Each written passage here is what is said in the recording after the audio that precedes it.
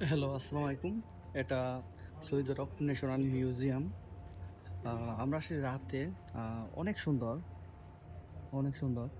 আ Saudi আরবের ইতিহাস সম্পর্কে যদি আপনি জানতে চান, এদের ক্ষমতা আ কেমন করে আহরণ করলো, কেমন করে ক্ষমতা হাতে পেল, সকল বিস্তারিত এই জায়গায় আসলে আপনারা বুঝতে পারবেন। অনেক সুন্দর একটি প্লেস।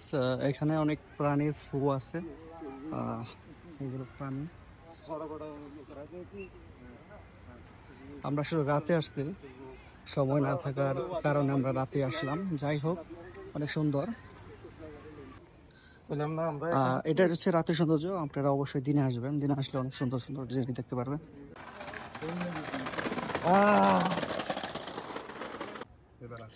আমরা আসলে ভিতরে ঢুকলাম। আপনার আকামা নাম্বার দিয়ে আপনি এন্ট্রি করতে পারবেন। অথচ ফ্রি। ৳১ নিবে না।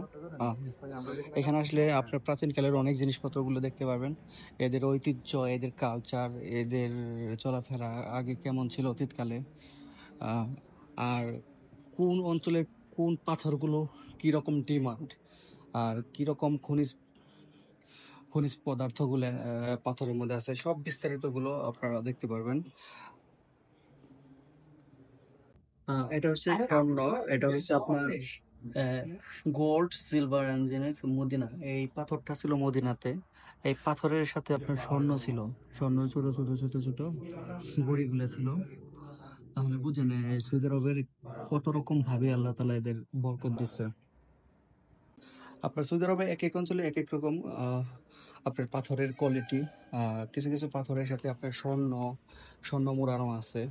আ এগুলো কিন্তু পাথর। সবগুলো পাথর। আশা করি সবাই আসবেন। অনেক সুন্দর।